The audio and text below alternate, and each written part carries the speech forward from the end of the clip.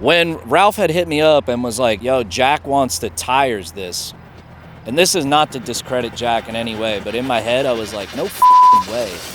Today we are out at the Milton rail, helicopter pad rail, Anthony Catlow rail, whatever you want to call it. Dumbest thing I've ever done in my life. I moved here to New Jersey in 2023. This spot came up quickly in conversation to do something on it. Anthony Catlow hit it back in 2020.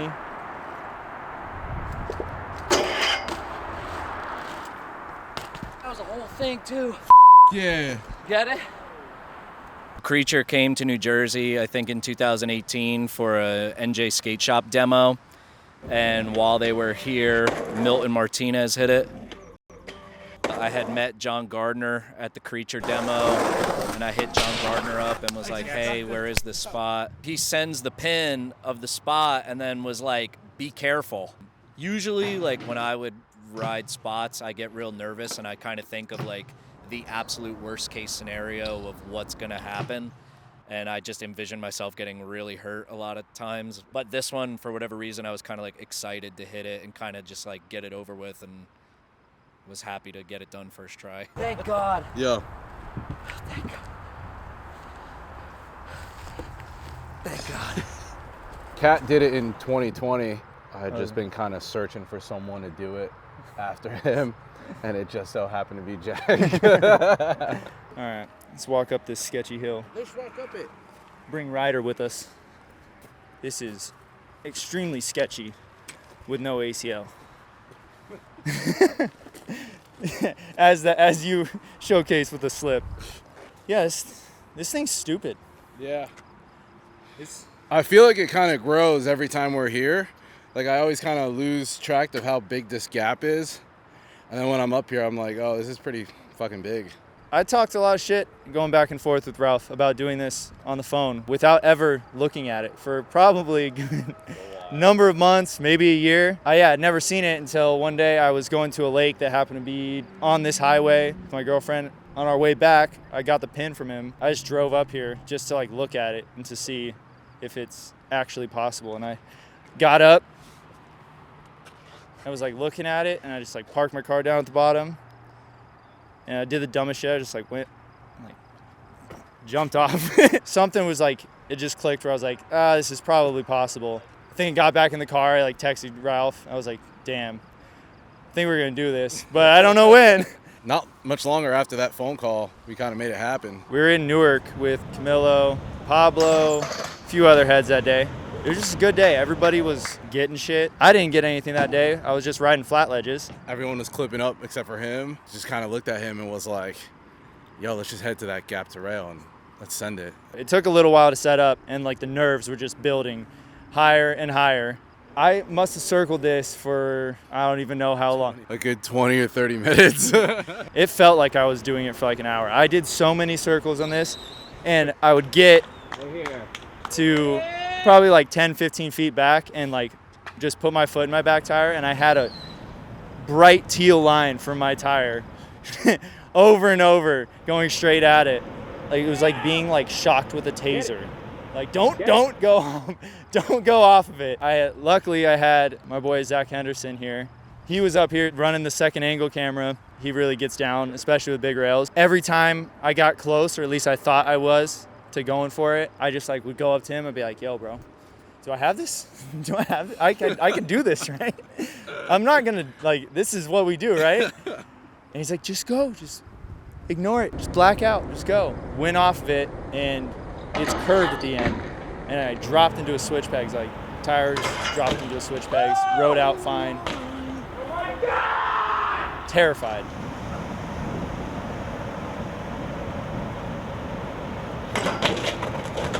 Second try didn't go as good as the first try. I slid off the other side, hit my pegs luckily, and like did a little front flip on my side. I was all cut up. It was a real sketchy crash, but it was like went the best it could go. I really did not want to come back up at all. But like, this isn't something you like come back to. You get your day that you get enough to go for it, and that's it. Like, you don't come back to something this gnarly. I don't do gnarly stuff. I like rails, but like this is just dumb. Third try is when I got it. Finally got the courage to do the last one and it ended up working out. And I screamed so loud for no reason as soon as I landed. Let's fucking go! Just had the best ride of my life, hopping each one of these like fucking 7-stair sized little gaps, and had all my boys with me. It was the sickest thing ever. Holy shit!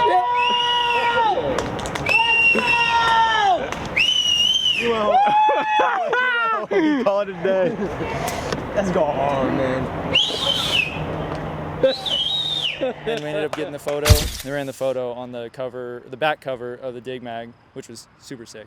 So once he started sending it, I was also shooting a photo at the same time with like a photo remote. Someone shoot a photo of the 3 of us on that shit, bro. So from like a filmer's perspective, I was standing on that 8-foot ladder, kind of like right there. This spot is super hard to kind of grasp the full idea of how big the gap is and how big the drop is on the other side and whatnot. It's a hard spot to like get every angle of with one camera at least. We had his camera set up as a second angle. I texted him like, yo, send me that footage. Send me that footage because I'm going through my stuff and his camera's not in my bag. He's insisting that he left the camera in my bag, and me being as shot as I am, I like completely refuse to believe it.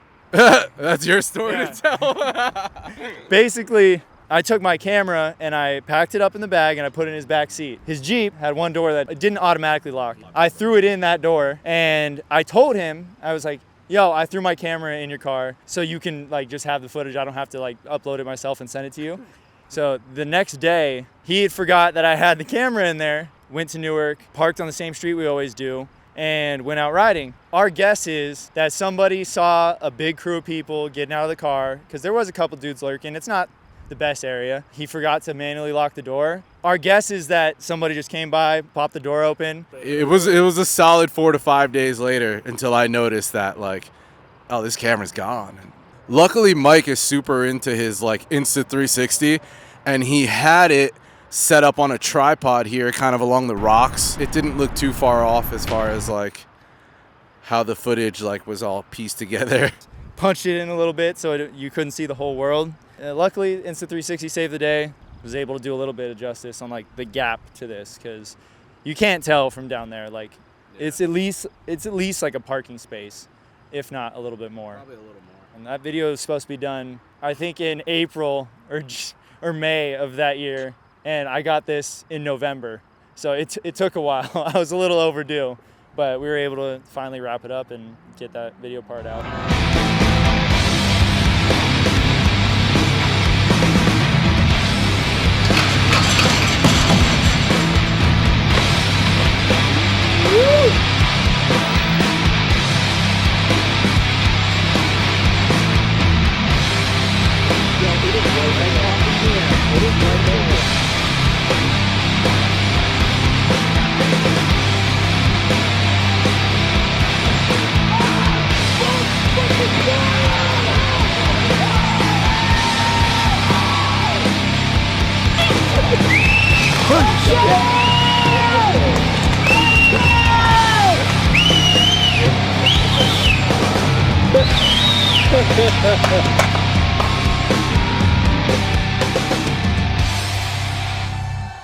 Well, that's it. Thanks for watching. Link to my video part will be right here.